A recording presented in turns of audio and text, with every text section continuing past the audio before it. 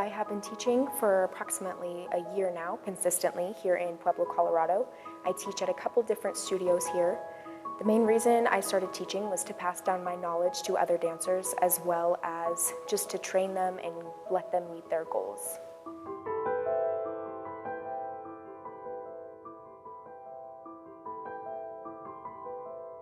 So I mainly teach ballet, specifically the Vaganova method, which is from St. Petersburg, Russia, that was created by Agrippina Vaganova.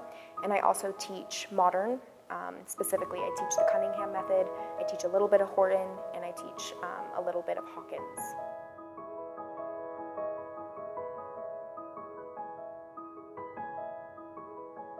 Now that I'm at a point where I'm teaching my teachers, it is a different feeling, but in a way it feels almost like I've made it, like I'm here now, I'm at their level now. Of course, I still have so much to learn from them, but it's just another step up. The one thing I want my students to leave with after they've had class is just knowing that they've tried their best, and whatever they choose to do in life, whether it be dance or they go off to be a doctor, they still have been disciplined and learned just all the benefits that dance has to offer to them, not just in the dance world, but the real world as well.